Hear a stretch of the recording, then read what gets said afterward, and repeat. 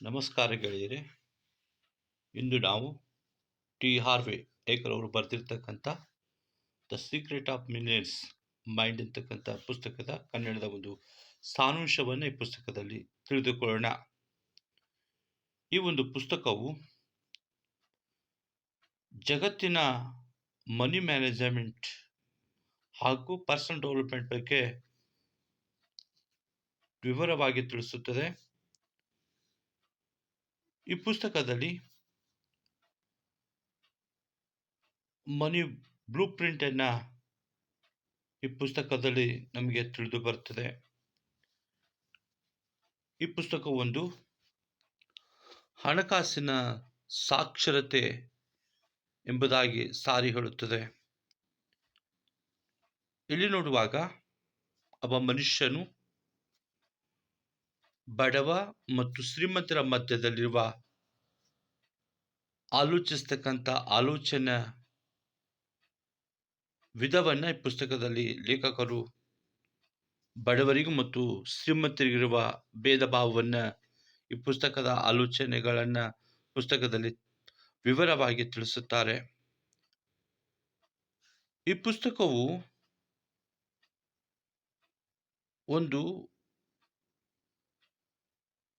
ಮರಕ್ಕೆ ಗೊಬ್ಬರ ಹಾಕುವ ಹಾಗೆ ನಾವು ಒಂದು ಮರದಲ್ಲಿ ಫಲ ಕಾಣಬೇಕಾದ್ರೆ ಮರದ ಬುಡದಲ್ಲಿ ಗೊಬ್ಬರ ಹಾಕಿ ಫಲವನ್ನು ಎದುರು ನೋಡುವ ಹಾಗೆ ಈ ಪುಸ್ತಕದಲ್ಲಿ ನಾವು ಸಹ ನಮ್ಮ ಆಲೋಚನೆಗಳ, ನಮ್ಮ ವಿಚಾರ ಶಕ್ತಿಗಳ ಮತ್ತು ನಾವು ಆಲೋಚಿಸ್ತಕ್ಕಂಥ ಆಲೋಚನೆ ಮೇಲೆ ನಮ್ಮ ಬದುಕನ್ನು ನಿರ್ಮಾಣವಾಗುತ್ತದೆ ಎಂಬುದಾಗಿ ಟಿ ಹಾರ್ವೇಕರ್ ಈ ಪುಸ್ತಕದಲ್ಲಿ ತಿಳಿಸುತ್ತಾರೆ. ಇಲ್ಲಿ ನೋಡುವಾಗ ಒಬ್ಬ ಮನುಷ್ಯನು ರಾಜಪಥದಲ್ಲಿ ಸಾಗಬೇಕಾದರೆ ಈ ಪುಸ್ತಕದಲ್ಲಿ 17 ಮೆಟ್ಟಿಲುಗಳನ್ನ ಸ್ಟೆಪ್ಗಳನ್ನು ಈ ಪುಸ್ತಕದಲ್ಲಿ ನಮಗೆ ತಿಳಿಸಿರುತ್ತಾರೆ. ಯಾಕಂದ್ರೆ ಮನುಷ್ಯನಲ್ಲಿ ಸಮಸ್ಯೆಗಳಿವೆ. ಸಮಸ್ಯೆಗಳಿಗೆ ಮೂಲ ಕಾರಣವನ್ನು ನಾವು ತಿಳಿದುಕೊಳ್ಳಬೇಕೆಂಬುದಾಗಿ ಲೇಖಕರು ನಮಗೆ ತಿಳಿಸುತ್ತಾರೆ. ಪರಿಣಾಮವನ್ನ ನಿವಾರಣೆ ಮಾಡುವ ಮೊದಲು ಕಾರಣವನ್ನು ಮೊದಲು ನಿವಾರಣೆ ಮಾಡಬೇಕೆಂಬುದಾಗಿ. ಕಾರಣ, ನಮ್ಮ ಸಮಸ್ಯೆ ಏನದನ್ನ ಅದರ ಮೂಲ ಕಾರಣವನ್ನು ನಾವು ತಿಳಿದುಕೊಳ್ಳಬೇಕು. ಸ್ವಯಂ ಸುಧಾರಣೆಗೆ, ವ್ಯಕ್ತಿತ್ವ ಬೆಳವಣಿಗೆ ಸುಧಾರಣೆಗೆ ನಾವು ನಿರಂತರವಾಗಿ ಕಲಿತಾ ಇರಬೇಕೆಂಬುದಾಗಿ ಲೇಖಕರ ಒಂದು ಅಭಿಪ್ರಾಯವಾಗಿದೆ. ಒಬ್ಬ ಮನುಷ್ಯನು ಕಲಿಬೇಕೆನ್ನ ಮನಸ್ಸಿದ್ದರೆ ಕಲಿಯುವುದಕ್ಕೆ ಯಾವ ಒಂದು ವಯಸ್ಸು ಇತಿಮಿತಿಗಳಿರುವುದಿಲ್ಲ. ಆದರೆ ಇಲ್ಲಿ ನೋಡುವಾಗ ಜಯಶಾಲಿ ಆಗಬೇಕು, ಯಶಸ್ಸನ್ನ ಕಾಣಬೇಕು ಅನ್ನುವ ವ್ಯಕ್ತಿಯು ನಾನು ಪ್ರತಿದಿನ ಏನಾದರೂ ಹೊಸದನ್ನ ತಿಳಿದುಕೊಳ್ಳಲೇಬೇಕು ಅಂತಕ್ಕಂಥ ಅವನಿಗೆ ಹಸುವಿರಬೇಕು. ಹೊಸದನ್ನು ಕಲಿಯುವ ಹಂಬಲ ನಮಗಿರಬೇಕು.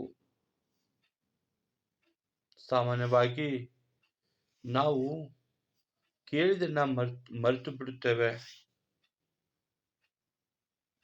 ನೋಡಿದನ್ನ ಕೇಳಿದನ್ನ ನೆನಪಿಟ್ಟುಕೊಳ್ಳುತ್ತೇವೆ. ಆದರೆ ನಾವು ಏನು ಮಾಡುತ್ತೇವೆ ಎಂಬುದನ್ನ ಅರ್ಥ ಮಾಡಿಕೊಳ್ಳಬೇಕು ಎಂಬುದಾಗಿ ಈ ಲೇಖಕರು ಒಂದು ಪುಸ್ತಕದಲ್ಲಿ ತಿಳಿಸಿರುತ್ತಾರೆ. ಸತತ ಪ್ರಯತ್ನ ಮಾಡ್ರಿ. ಸತತ ಪ್ರಯತ್ನವೇ ಸರ್ವವ್ಯಾಪಿ. ಪ್ರತಿಯೊಬ್ಬ ಮನುಷ್ಯನು ಶ್ರೀಮಂತನಾಗಬೇಕು, ಬದುಕು ಸಮೃದ್ಧಿ ಆಗಬೇಕು ಅನ್ನುವ ಆಸೆ ಪ್ರತಿಯೊಬ್ಬರಿಗಿದೆ. ಆದರೆ ಆಲೋಚಿಸ್ತಕ್ಕಂಥ ಆಲೋಚನೆಯಲ್ಲಿ ವ್ಯತ್ಯಾಸಗಳು ಎಂಬುದಾಗಿ ಕವಿ ಈ ಒಂದು ಲೇಖಕರು ಆಥರ್ಸ್ ನಮಗೆ ಹೇಳುತ್ತಾರೆ. ಇಲ್ಲಿ ನೋಡುವಾಗ ಶ್ರೀಮಂತರಿಗಿರುವ ಒಂದು ವ್ಯತ್ಯಾಸ, ಶ್ರೀಮಂತರು ಅವರ ಬದುಕು ಅವರೇ ನಿಯಂತ್ರಿಸುವುದನ್ನ ಕಲಿತಿರುತ್ತಾರೆ ಎಂಬುದಾಗಿ. ಆದರೆ ಬಡವರು ತಮ್ಮ ಬದುಕನ್ನ ಕಳೆದುಕೊಂಡವರಂತೆ ಬದುಕ್ತಾರೆ. ಜೀವನದಲ್ಲಿ ನಂಬಿಕೆ ಇರಬೇಕು. ಆದರೆ ಬದುಕನ್ನ ಬಾಳ್ತಕ್ಕಂಥ ಶ್ರೀಮಂತರಲ್ಲಿ ಅವರ ಜೀವಿತದ ಮೇಲೆ ಅವರಿಗೆ ನಂಬಿಕೆ ಇರುತ್ತದೆ. ಅವರು ಮಾಡ್ತಕ್ಕಂಥ ಕೆಲಸದ ಮೇಲೆ ಅವರ ನಂಬಿಕೆ ಇರುತ್ತದೆ. ಆದರೆ ಬಡವರು ಭಯದಲ್ಲಿ ತಮ್ಮ ಬದುಕನ್ನ ಬಾಳ್ತಾರೆ ಮತ್ತು ಭಯದ ಕಾರಣದಿಂದ ಅವರ ಬದುಕು ಯಶಸ್ಸನ್ನ ಜಯವನ್ನ ಕಳೆದುಕೊಳ್ಳುತ್ತಾರೆ ಎಂಬುದಾಗಿ ಈ ಒಂದನೇ ಒಂದು ಅಧ್ಯಾಯದಲ್ಲಿ ನಾವು ನೋಡುತ್ತೇವೆ. ಎರಡನೇ ಒಂದು ಅಧ್ಯಾಯದಲ್ಲಿ ನೋಡುವಾಗ ಶ್ರೀಮಂತರು ಹಣದ ಆಟವನ್ನು ಗೆಲ್ಲಲು ಆಡುತ್ತಾರೆ, ಆದರೆ ಬಡವರು ಸೋಲುವ ಭಯದಲ್ಲಿ ಆಟ ಆಡುತ್ತಾರೆ. ಶ್ರೀಮಂತರು ಹಣದ ಉಳಿತಾಯ ಹೂಡಿಕೆ ವಿಷಯದಲ್ಲಿ ಜ್ಞಾನ ಹೊಂದಿ ಹಣವನ್ನ ವೃದ್ಧಿ ಮಾಡುವ, ಹೂಡಿಕೆ ಮಾಡುವ, ಹೆಚ್ಚು ಮಾಡುವ ಜ್ಞಾನ ಹೊಂದಿರುತ್ತಾರೆ. ಆದರೆ ಬಡವರು ಹಣದ ವಿಷಯದಲ್ಲಿ ಪರಿಪೂರ್ಣ ಜ್ಞಾನ ಅವರಿಗಿರುವುದಿಲ್ಲ. ಆದ್ದರಿಂದ ಹಣದ ಆಟದಲ್ಲಿ ಬದುಕನ್ನ ಅವರು ಸೋಲುತ್ತಾರೆ. ಇಲ್ಲಿ ನೋಡುವಾಗ ಆಲೋಚನೆಗಳಲ್ಲಿ ಬಡವರ ಮತ್ತೆ ಶ್ರೀಮಂತರ ಮತ್ತೆ poor and rich mind set ಜನರು ಯಾವ ರೀತಿ ವಿಚಾರಗಳು ಎಂಬುದಾಗಿ ನೋಡುತ್ತೇವೆ. ಇಲ್ಲಿ ನೋಡುವಾಗ ನಾವು ತೆಗೆದುಕೊಳ್ಳತಕ್ಕಂಥ ನಿರ್ಧಾರ, ನಾವು ತೆಗೆದುಕೊಳ್ಳತಕ್ಕಂಥ ಒಂದು ತೀರ್ಮಾನದ ಮೇಲೆ ನಮ್ಮ ಬದುಕಿದೆ. ಬಡವರು ಯಾವಾಗಲೂ ತಮ್ಮ ಜೀವನದ ಆಟವನ್ನ ಗೆಲ್ಲುವುದಕ್ಕಾಗಿ ಆಡುತ್ತಾರಂತೆ. ಆದರೆ ನಾವು ಬಡವರಾಗಿರ್ತಕ್ಕಂಥವರು ತಮ್ಮ ಆಟವನ್ನು ಭಯದಲ್ಲಿ ಆಟ ಆಡಿ ಸೋಲನ್ನು ಅನುಭವಿಸುತ್ತಾರೆ ಎಂಬುದಾಗಿ. ಮೂರನೇದಾಗಿ ನೋಡುವಾಗ ಶ್ರೀಮಂತರಾಗಲು ತ್ಯಾಗಿಗಳಾಗಿರುತ್ತಾರೆ, ಆದರೆ ಬಡವರು ಶ್ರೀಮಂತರಾಗಲು ಬಯಸುತ್ತಾರೆ, ಆದರೆ ಬಡವರು ಯಾವುದೇ ರೀತಿಯ ಪ್ರಯತ್ನವನ್ನು ಮಾಡುವುದಿಲ್ಲ ಎಂಬುದಾಗಿ. ಶ್ರೀಮಂತರಾಗಬೇಕಾದ್ರೆ ತ್ಯಾಗಿಗಳಾಗಬೇಕು, ಸ್ಯಾಕ್ರಿಫೈಸ್ ಮಾಡಬೇಕು. ಕಲಿಯುವುದರಲ್ಲಿ, ಸೇವಿಂಗ್ಸ್ನಲ್ಲಿ, ಅಸೆಟ್ಗಳನ್ನ ಮಾಡುವುದರಲ್ಲಿ, ಸಮಯವನ್ನ ಕೊಡುವುದರಲ್ಲಿ ನಾವು ತ್ಯಾಗಿಗಳಾಗಿರಬೇಕು. ಆದರೆ ಬಡವರು ಶ್ರೀಮಂತರಾಗ್ತಕ್ಕಂಥ ಬಯಕೆ, ಆಸೆ, ಆಕಾಂಕ್ಷೆ ಇರುತ್ತದೆ, ಆದರೆ ಅದಕ್ಕೆ ಯಾವುದೇ ರೀತಿಯ ಒಂದು ಆಕ್ಷನ್ ಅನ್ನು ಅವರು ತೆಗೆದುಕೊಳ್ಳುವುದಿಲ್ಲ ಎಂಬುದಾಗಿ.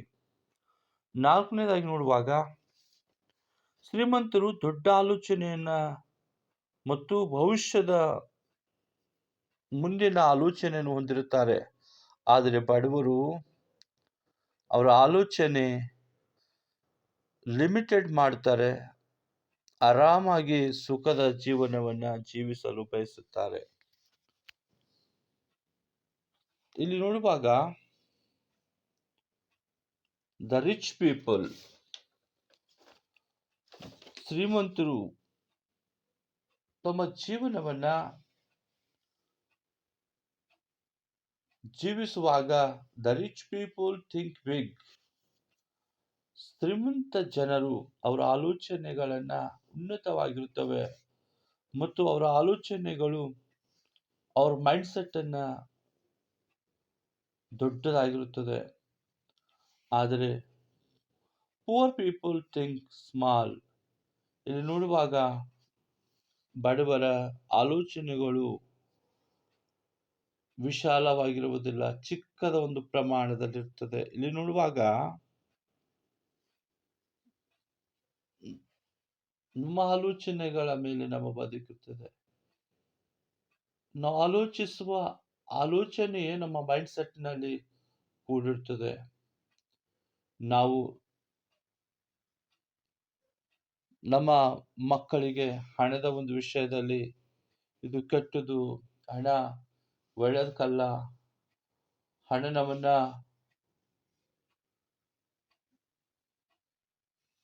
ಹಣದ ವಿಷಯದಲ್ಲಿ ನಾವು ಅವರಿಗೆ ಬೇಸರಿಕೆಯ ಒಂದು ಆಲೋಚನೆ ನಾವು ಕೊಡೋರಾಗಿದ್ದೇವೆ ಮಕ್ಕಳಿಗೆ. ನೋಡುವಾಗ ಆಲೋಚನೆ ಅನ್ನುವಾಗ ಶ್ರೀಮಂತ ಜನರಿಗೆ ಅವರು ಭವಿಷ್ಯದ ವಿಷಯದಲ್ಲಿ ಜ್ಞಾನವುಳ್ಳವರಾಗಿ ಭವಿಷ್ಯತ್ತಿನ ವಿಷಯದಲ್ಲಿ ಅವರು ಚಿಂತೆ ಮಾಡಿ ಹಣ ಹೂಡುವಿಕೆಯನ್ನು ಮಾಡುತ್ತಾರೆ ಎಂಬುದಾಗಿ. ಆದರೆ ಬಡವರು ಭಯದಲ್ಲಿ ತಮ್ಮ ಆಲೋಚನೆಗಳನ್ನ ತಮ್ಮ ನಿಯಮಿತ ಆಲೋಚನೆಗಳನ್ನು ಮಾಡಿ ಅವರ ಆಲೋಚನೆ ಸಣ್ಣವಿರುವುದರ ಕಾರಣ ಅವರ ಮನಸ್ಥಿತಿ, ಅವರ ಹಣ ಸಣ್ಣದಾಗುತ್ತದೆ ಎಂಬುದಾಗಿ ನೋಡ್ತೇವೆ. 5ನೇದಲ್ಲಿ ನೋಡುವಾಗ ಶ್ರೀಮಂತರು ಅವಕಾಶ ಗುರಿಗಳ ಮೇಲೆ ಗಮನ ಹರಿಸುತ್ತಾರೆ. ರಿಚ್ ಪೀಪಲ್ ಮೈಂಡ್ಸೆಟ್ ಅನ್ನು ನೋಡುವಾಗ ಅವರು ಯಾವಾಗಲೂ ಅವಕಾಶಗಳನ್ನು ಹುಡುಕ್ತಾರೆ, ಗುರಿಗಳ ಮೇಲೆ ಫೋಕಸ್ ಆಗ್ತಾರೆ. ಹೀಗಾಗಿ ಅವರು ಶ್ರೀಮಂತರಾಗ್ತಾರೆ. ಆದರೆ ಬಡವರು ತಮ್ಮ ಫೋಕಸ್ ಅನ್ನ ಗುರಿ ಮೇಲೆ ಹಾಕುವುದಿಲ್ಲ, ಒಂದು ಅವರ ಅಂಬಿನೇಷನ್ ಮೇಲೆ ಹಾಕುವುದಿಲ್ಲ. ನಾನು, ನನ್ನ ಕುಟುಂಬ, ನನ್ನ ಮಕ್ಕಳಿದ್ದರು, ನನಗೊಂದು ಒಳ್ಳೆ ಒಂದು ಕೆಲಸ ಸಿಕ್ಕರು ಸಾಕಂತಕ್ಕಂಥ ಒಂದು ಗುರು ಉದ್ದೇಶಗಳನ್ನು ಹೊಂದಿರುತ್ತಾರೆ. ಹೀಗಾಗಿ ಅವರ ಮತ್ತು ಬಡವರ ಮತ್ತು ಶ್ರೀಮಂತರ ಮಧ್ಯೆ ಇಷ್ಟು ವ್ಯತ್ಯಾಸವಾಗಿರುತ್ತದೆ. ನೋಡುವಾಗ 6ನೇದು ನೋಡುವಾಗ ಶ್ರೀಮಂತರನ್ನ ಮತ್ತು ಪಾಸಿಟಿವ್ ಜನರನ್ನ ಇಷ್ಟಪಡುತ್ತಾರೆ. ಇಲ್ಲಿ ನೋಡುವಾಗ ಶ್ರೀಮಂತರು ಯಾವಾಗಲೂ ಸಕಾರಾತ್ಮಕ ಉಳಿತಕ್ಕಂಥ ಜನರೊಂದಿಗೆ ಅವರ ಸಹವಾಸವನ್ನ ಇಷ್ಟಪಡುತ್ತಾರೆ. ಆದರೆ ಬಡವರು ಶ್ರೀಮಂತರ ಬಗ್ಗೆ ನಕಾರಾತ್ಮಕ ವಿಚಾರಗಳನ್ನು ಹೊಂದಿರುತ್ತಾರೆ. ಅವನ ಲಕ್ ಇದೆ, ಅವನ ಸ್ಟಾರ್ ಆಗಿದೆ, ಅವನ ವಿಷಯದಲ್ಲಿ ಅವನು ಯಾವಾಗಲೂ ಹೊಟ್ಟೆ ಕಿಚ್ಚು ಪಡ್ತಕ್ಕಂಥವನಾಗಿದ್ದಾನೆ. ಆದರೆ ಶ್ರೀಮಂತರ ಜೊತೆಯಲ್ಲಿ ಒಟ್ಟುಗೂಡುವಿಕೆ ಈ ಬಡವನು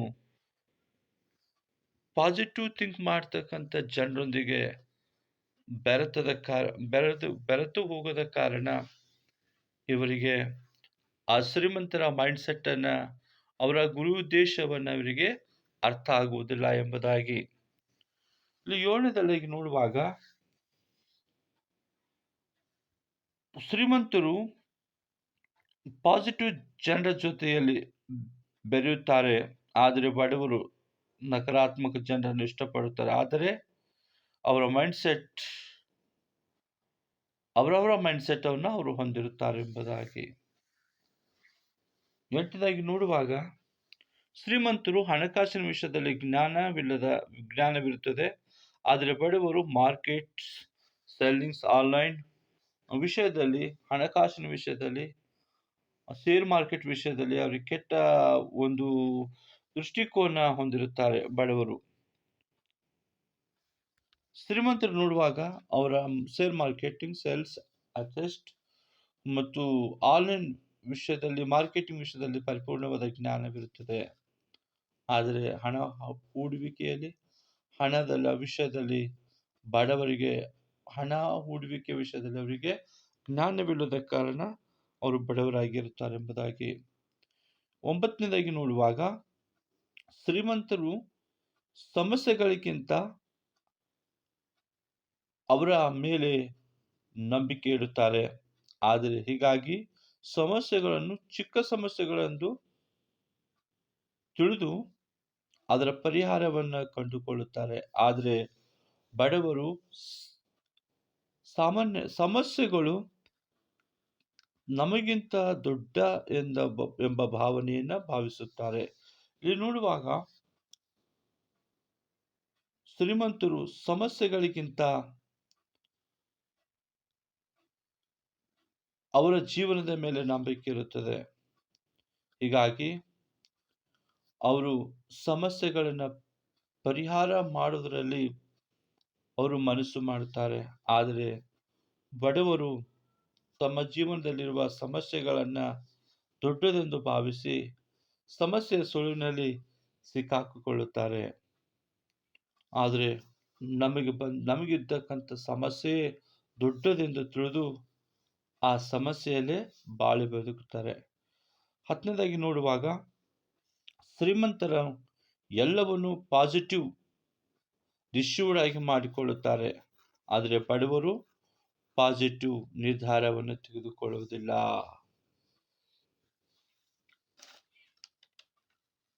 11ನೇದಾಗಿ ನೋಡುವಾಗ ಶ್ರೀಮಂತರು ಫಲಿತಾಂಶದ ಮೇಲೆ ಆಯ್ಕೆ ಮಾಡಿಕೊಳ್ಳುತ್ತಾರೆ. ಬಡವರು ಟೈಮ್ ಮೇಲೆ, ಸಮಯದ ಮೇಲೆ ಆಯ್ಕೆ ಮಾಡಿ ನಿರ್ಧಾರ ಮಾಡುತ್ತಾರೆ. ಸಮಯ ಮತ್ತು ಫಲಿತಾಂಶ, ರಿಸಲ್ಟ್ ಆ್ಯಂಡ್ ಟೈಮ್.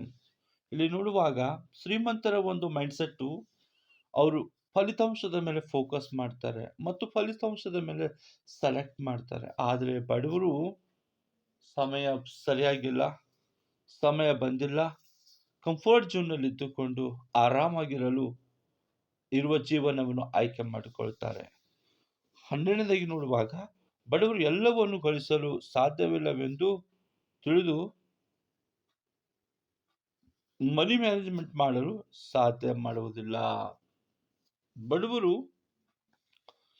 ಎಲ್ಲವನ್ನು ಗಳಿಸಬೇಕಂತಕ್ಕಂಥ ಉದ್ದೇಶದಿಂದ ಅದು ಸಾಧ್ಯವಿಲ್ಲ, ಇದು ಸಾಧ್ಯವಿಲ್ಲ ಅಂತಕ್ಕಂಥ ವಿಷಯದಲ್ಲಿ ಅಂದುಕೊಳ್ಳುತ್ತಾ ಅವರ ಒಂದು ಜೀವನದಲ್ಲಿ ಮನಿಯ ಮ್ಯಾನೇಜ್ಮೆಂಟ್ ಬಗ್ಗೆ ಮಾಡಲು ಅವರು ಜ್ಞಾನವಿಲ್ಲದ ಕಾರಣ ಅವರಿಗೆ ಸಾಧ್ಯವಾಗುವುದಿಲ್ಲ. ಶ್ರೀಮಂತರು ನೋಡುವಾಗ ಎಲ್ಲವನ್ನು ಮಾಡುತ್ತೇನೆ, ಎಲ್ಲದರ ಮೇಲೆ ಅವರು ಫೋಕಸ್ ಮಾಡ್ತಾರೆ. ಇಲ್ಲಿ ನೋಡುವಾಗ ನಮ್ಮ ಜೀವನಕ್ಕೆ ನಾವು ಶ್ರೀಮಂತರು ರಿಸ್ಕ್ ಅನ್ನು ತೆಗೆದುಕೊಳ್ಳುತ್ತಾರೆ. ನಮ್ಮ ಜೀವನದ ವಿಷಯದಲ್ಲಿ ನಾವು ನಿರ್ಧಾರ ತೆಗೆದುಕೊಳ್ಳುತ್ತೇವೆ. ನಮ್ಮ ಜೀವನಕ್ಕೆ ನಾವೇ ಒಡೆಯರು, ಬಾಸ್ ಎನ್ನುತ್ತಾರೆ. ಆದರೆ ಬಡವರು ಈ ರಿಸ್ಕ್ ಅನ್ನು ತೆಗೆದುಕೊಳ್ಳಲು ಹಿಂದುಳಿಯುತ್ತಾರೆ. 13ನೇದಾಗಿ ನೋಡುವಾಗ ನೆಟ್ವರ್ಕ್ ಮೇಲೆ ಶ್ರೀಮಂತರು ಗಮನ ಹರಿಸುತ್ತಾರೆ. ಅಸೆಟ್ ಮೇಲೆ, ಸೇವಿಂಗ್ಸ್ ಮೇಲೆ ಮತ್ತು ಹಣದ ಹೂಡಿಕೆಯಲ್ಲಿ ಹಣವನ್ನು ವೃದ್ಧಿಗೊಳ್ಳುವ ವಿಷಯದ ಮೇಲೆ ಗಮನ ಹರಿಸುತ್ತಾರೆ. ಆದರೆ ಶ್ರೀಮಂತರು